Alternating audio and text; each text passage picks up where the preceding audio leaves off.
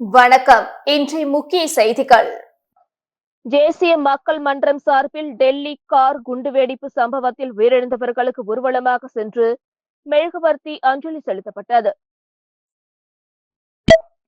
டெல்லி குண்டுவெடிப்பு சம்பவத்தில் உயிரிழந்தவர்களுக்கு அஞ்சலி செலுத்தும் வகையில் சமூக சேவகர் சார்லஸ் மார்டின் தலைமையில் மெழுகுவர்த்தி ஊர்வலம் புதுச்சேரியில் நடைபெற்றது. அண்ணா சிலையில் தொடங்கிய மெழுகுவர்த்தி ஊர்வலத்தில் சட்டமன்ற உறுப்பினர் அங்காளன், தேசிய மக்கள் மன்ற தலைவர் ரேகன் ஜான்குமார் உள்ளிட்ட 300க்கும் மேற்பட்டோர் Puducherry stands with Delhi car வெடிப்பு உயிரிழந்தவர்களுக்கு அஞ்சலி போன்ற பதாகைகளை ஏந்தி பங்கேற்றனர். அண்ணா சாலை, நேரு வீதி, மிஷின் வீதி வழியாக 2 கிலோமீட்டர் தூரம் சென்ற பேரணி தூய ஜென்மராக்கினி அன்னை பேராலயம் அருகே நிறைவு பெற்றது. தொடர்ந்து செய்தியாளர்களை சந்தித்த சமூக சேவகர் சார்லஸ் மார்டின், டெல்லியில் நடைபெற்ற கார் குண்டுவெடிப்பு விபத்தில் 13 பேர் உயிரிழந்துள்ளனர். 25 பேர் மருத்துவமனையில் அனுமதிக்கப்பட்டுள்ளது மிகப்பெரிய அதிர்ச்சியை ஏற்படுத்தியுள்ளது. ஏற்கனவே வெடிகுண்டு தயாரிப்பதற்கான 2900 கிலோ வேதி பொருட்களை காவல்துறையினர் பறிமுதல் செய்ததன் காரணமாகவே இந்த அசம்பாவிதம் நடைபெற்றுள்ளது. இந்த விஷயத்தில் ஒரு இந்தியராக அனைவரும் உயிரிழந்தவர்களுக்கு இரங்கல் தெரிவிக்க வேண்டும். அதன் காரணமாக இந்த மெழுகுவர்த்தி ஊர்வலத்தை தேசிய மக்கள் மன்றம் சார்பில் நடத்தியதாகவும் கூறினார். முன்பு இருந்ததை விட தற்போது தீவிரவாதம், குண்டுவெடிப்பு சம்பவங்கள் குறைந்துள்ளது. இது ஒரு எதிர்பாராத நிகழ்வு என கூறிய அவர், இதில் பிரதமரும் உள்துறை அமைச்சரும் உரிய நடவடிக்கை எடுப்பார்கள் என நம்புவதாக கூறினார்.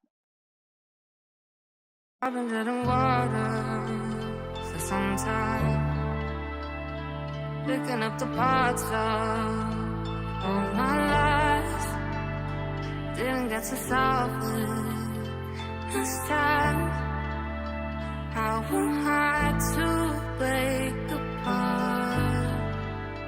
Don't tell me why I can't collide. Nowhere to run, nowhere to hide. Don't you feel it? On the break of dawn, I've been treading water for some time, picking up the parts of all my life. Didn't get to solve it this time. I won't hide to break apart. Don't tell me why I can't. Puduvai Kamaraj Nagar தொகுதிக்குட்பட்ட தேவகி நகர் பகுதியில் வசிக்கும் மக்களை சமூக சேவகர் Charles Martin சந்தித்து அவர்களின் கோரிக்கைகளை கேட்டறிந்தார். அப்போது தங்களுக்கு இலவச மனைப்பட்டா வழங்க நடவடிக்கை எடுக்க வேண்டும் என அப்பகுதி மக்கள் கோரிக்கை வைத்துள்ளனர். ஒவ்வொரு வீடு வீடாக சென்று சமூக சேவகர் சார்லஸ் மார்டின் மக்களை சந்தித்து அவர்களின் குறைகளை கேட்டறிந்தார். மேலும் சமூக சேவகர் சார்லஸ் மார்டினிடம் தேவகி நகர் பகுதி மக்கள் மனைப்பட்டா கோரி மனு அளித்தனர். நாங்கள் உங்களை மட்டும்தான் நம்பியுள்ளோம், நீங்கள் தான் எங்களுக்கு உதவி செய்ய வேண்டும் என கூறியுள்ள அப்பகுதி மக்கள் அரசு தங்களை கண்டுகொள்ளவில்லை என வருத்தம் தெரிவித்துள்ளனர். முன்னதாக தேவகி நகர் வந்த சமூக சேவகர் சார்லஸ் மார்டினை பொதுமக்கள் மலர் தூவி வரவேற்றனர்.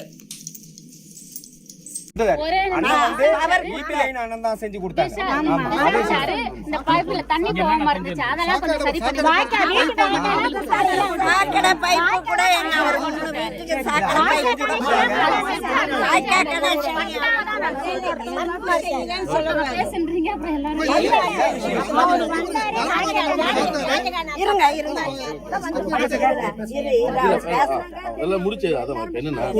விஷயம் அரசாங்கத்துக்கு உட்பட்டது. நம்ம வந்து அரசாங்கம் மீறி எதுவும் நம்ம சொல்லிட்டு வந்து பண்றோம்னா அரசாங்கம் பண்ண முடியாத விஷயத்த நான் பண்ண முடியும்னு சொல்ல முடியாது. அதனால என்ன லீகலா என்ன பண்ண முடியும், டாக்குமெண்ட் பண்ண முடியும், அதுக்கு மிக முயற்சி எடுப்போம். இல்ல வேற கவர்மெண்ட்லயே நம்ம ஆல்டர்னேட்டிவ் கேட்போம். இல்ல வேற ஏதாவது நம்ம இல்ல நம்ம இருக்கப்பட்ட இடத்துல சேர்த்து ஒரு அபார்ட்மெண்ட் மாதிரி அந்த மாதிரி ஏதாவது கட்ட முடியுமான்னு கேட்போம். ஜான்குமார் சார் முயற்சி பண்ணும்போது இங்க இருக்கிற ஒரு சிலரை இங்க பட்டா கொடுக்கூடாதுன்னு தடுத்தாங்க சார். இங்க எங்கெல்லாம் நாங்க எங்களுக்கு ரோடு வாசல் இருக்கிற இடத்துல எங்களை கொடுக்காதீங்க. எங்களுக்குள்ள ஒரு பிரச்சனை வந்து போலீஸோ கேஸோ போனது கிடையாது. பிரச்சனை கொடுத்ததுங்களே அந்த காலத்துல இது வந்து நெல் அறுவடை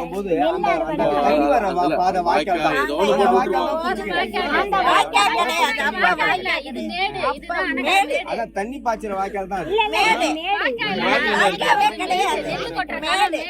ஆனா இப்போதைக்கு அந்த வாய்க்கால் தான் சொல்லுது.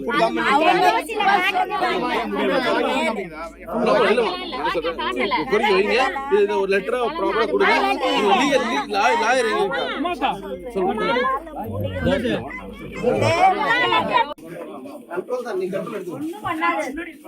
உங்களை பார்த்தா அது பயந்து நிக்குது.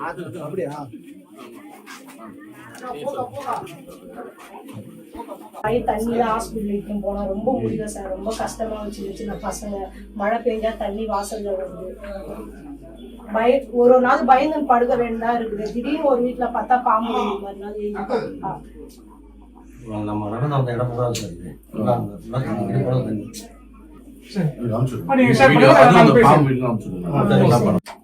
நாலு தலைமுறையா இருக்கிறோம். நாங்க எப்படியோ வாழ்ந்துட்டோம். இன்னுமே இருக்கிற பிள்ளைங்க எல்லாம் பொண்ணுங்கெல்லாம் கட்டி கொடுத்தோம். பிள்ளைங்கெல்லாம் கல்யாணம் பண்ணி கொடுத்தோம். சின்ன சின்ன பிள்ளைங்களை வச்சுக்கிட்டு நைட்டு பார்க்கணும் கஷ்டப்பட்டுக்கணும். காவலுக்கு ஏற்றி வச்சு குற்றம் பண்ணோம் சார். காவலுக்கு ஏற்றி வச்சு இப்போ வயசுல குற்றா இருக்காங்க. யாராரோ ஒரு உதவி பண்ணாங்க. பத்தான்றதை மட்டும் கொடுக்க மாட்டேங்க. நீங்க மனசு வச்சா கண்டிப்பா நடக்கும் சார். நீங்க மனசுலதான் சார் நாங்க இந்த இடத்துல இருக்கோம். புதுச்சேரி நெல்லித்தோப்பு தொகுதிக்குட்பட்ட கேசி நகர் பகுதியில் புதிய பொது கழிவறையினை மக்கள் பயன்பாட்டிற்காக அமைச்சர் திரு ஜான்குமார் மற்றும் சட்டமன்ற உறுப்பினர் திரு ரிச்சர்ட் ஜான்குமார் ஆகியோர் அர்ப்பணித்தனர். புதுச்சேரி நெல்லித்தோப்பு தொகுதிக்குட்பட்ட கேசி நகர் பகுதி மக்களின் கோரிக்கையேற்று 30 ஆண்டுகள் பழமையான பொது கழிவறையை புதுப்பித்து புதிய கழிவறை கட்டி முடிக்கப்பட்டு அதனை பொதுமக்கள் பயன்பாட்டிற்காக அர்ப்பணிக்கும் நிகழ்ச்சி இன்று நடைபெற்றது. நிகழ்ச்சியில் சிறப்பு விருந்தினர்களாக அமைச்சர் திரு ஜான்குமார் மற்றும் நெல்லித்தோப்பு தொகுதி சட்டமன்ற உறுப்பினர் திரு ரிச்சர்ட் ஜான்குமார் ஆகியோர் கலந்து கொண்டு புதிய கழிவறையினை அப்பகுதி மக்கள் பயன்பாட்டுக்காக அர்ப்பணித்தனர். நிகழ்ச்சியின் போது அப்பகுதி ஊர் முக்கிய பிரமுகர்கள் மற்றும் அமைச்சர் மற்றும் சட்டமன்ற உறுப்பினரின் ஆதரவாளர்கள், தொண்டர்கள் மற்றும் அப்பகுதி பொதுமக்கள் உடனிருந்தனர். தொடர்ந்து பல்வேறு கோரிக்கைகளை அப்பகுதி மக்கள் அமைச்சர் திரு ஜான்குமாரிடம் தெரிவித்த நிலையில் அனைத்து கோரிக்கைகளும் விரைவில் நிறைவேற்றப்படும் என அமைச்சர் திரு ஜான்குமார் உறுதியளித்தார்.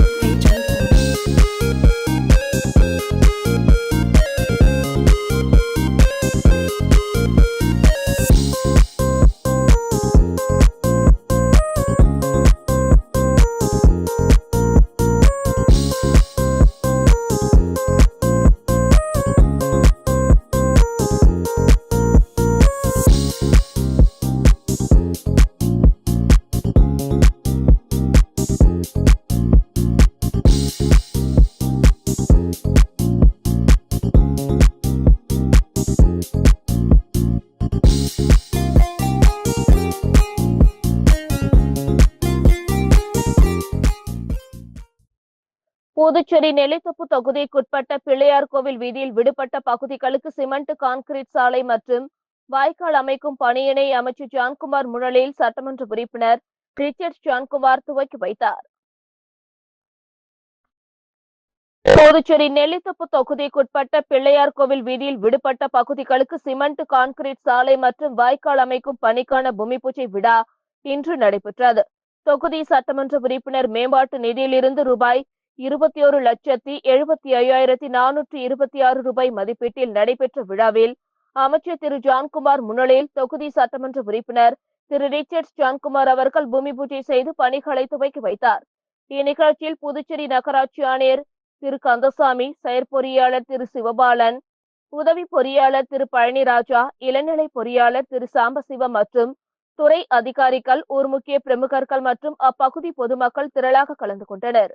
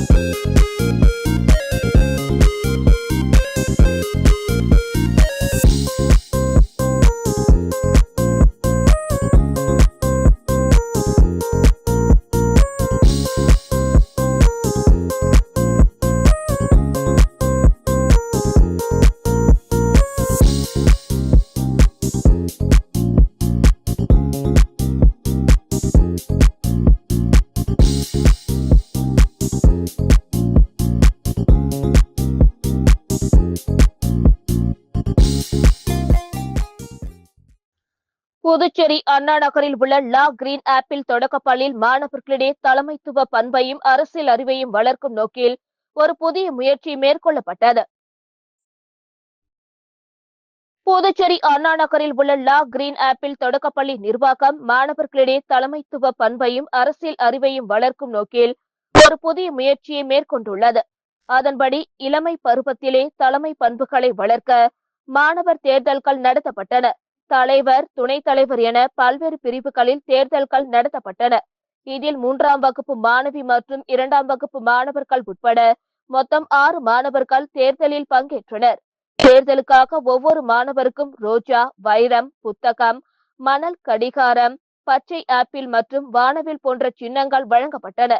தேர்தலில் பங்கேற்ற மாணவர்கள் தங்கள் வேட்பு மனுக்களை தாக்கல் செய்து பின்னர் பிரச்சாரம் செய்தனர். அதனைத் தொடர்ந்து கடந்த மாதம் 11ஆம் தேதி வாக்களிப்பு நடைபெற்றது.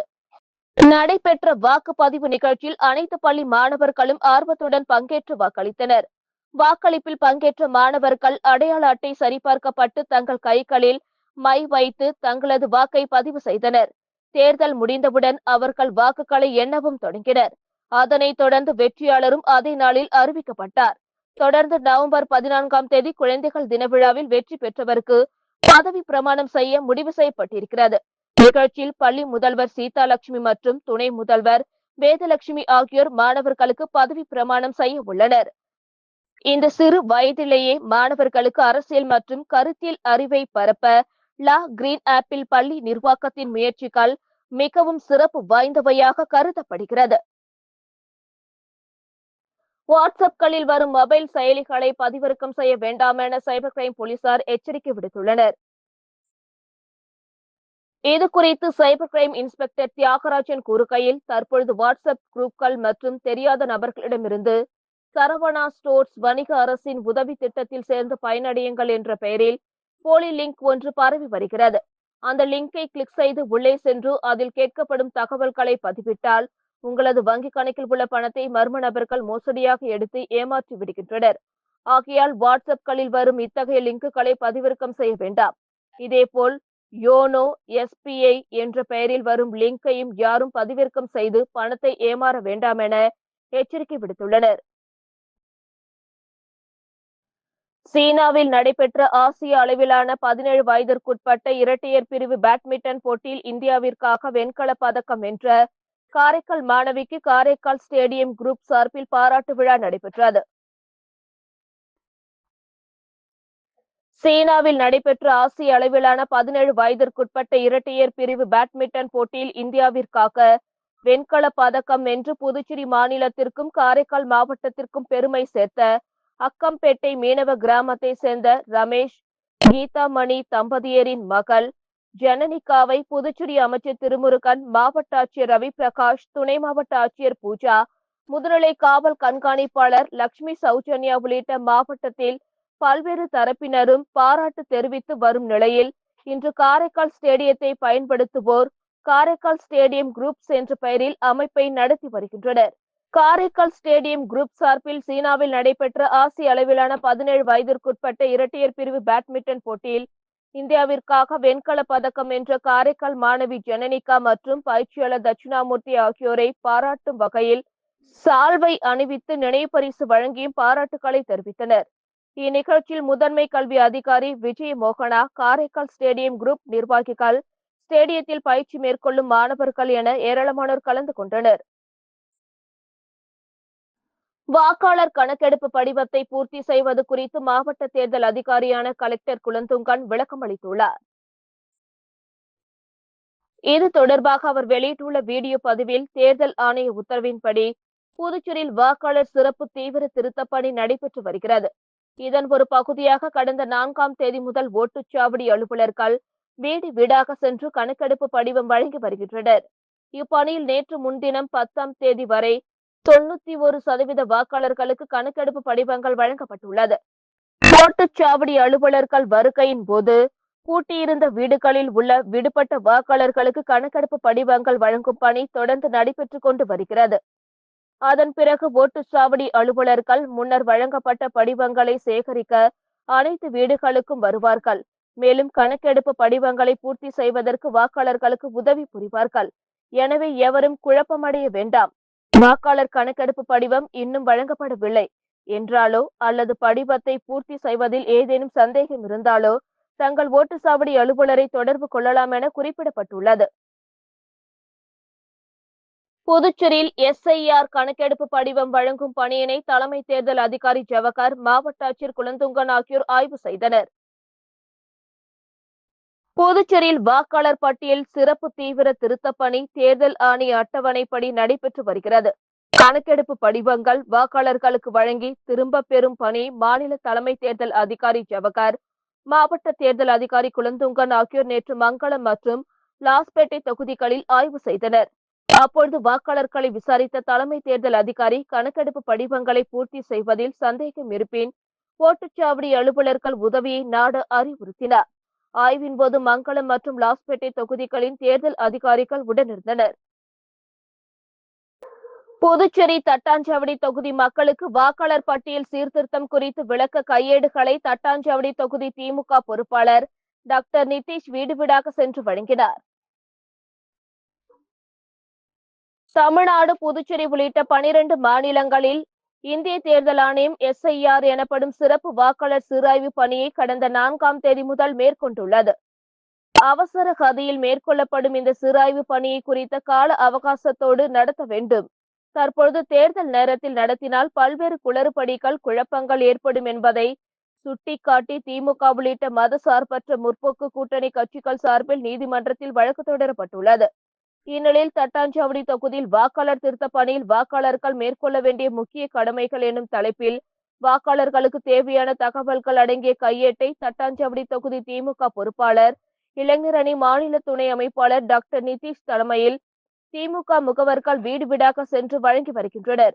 மேலும் பொதுமக்களுக்கு ஏற்படும் சந்தேகங்களுக்கு விளக்கம் அளித்தும் வருகின்றனர்.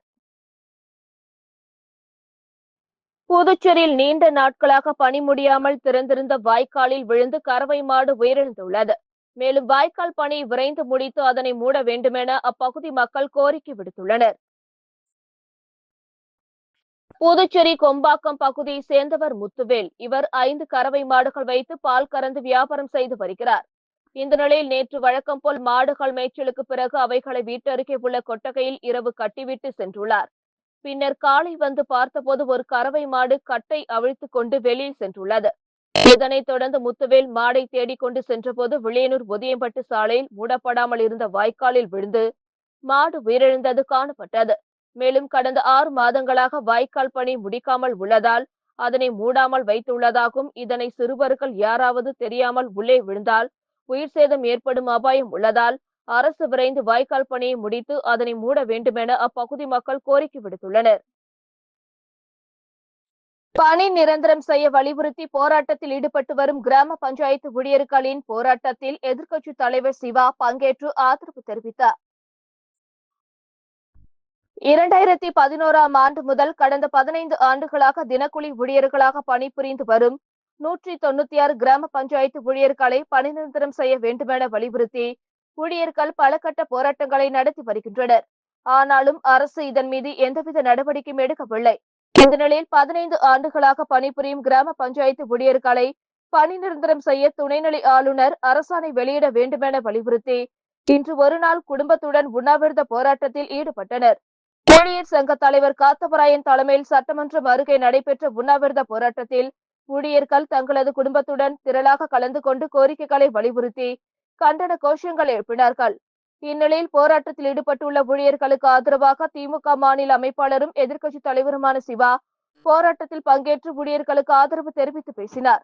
தொடர்ந்து செய்தியாளர்களை சந்தித்த எதிர்க்கட்சித் தலைவர் சிவா 15 ஆண்டுகளாக பணிபுரியும் கிராம பஞ்சாயத்து ஊழியர்களை பணி நிரந்தரம் செய்ய வேண்டுமென நீதிமன்றம் உத்தரவிட்ட நிலையிலும் அவர்களை பணி நிரந்தரம் செய்யாமல் காலம் கடத்துவது கண்டிக்கத்தக்கது.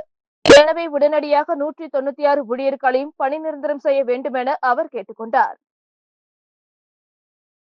இந்தியாவுக்கான பிரெஞ்சு தூதர் தியரி மத்து காரைக்காலுக்கு முதல் முறையாக வருகை தந்து பிரெஞ்சு குடியுரிமை பெற்ற மக்களை சந்தித்து கலந்துரையாடினார்.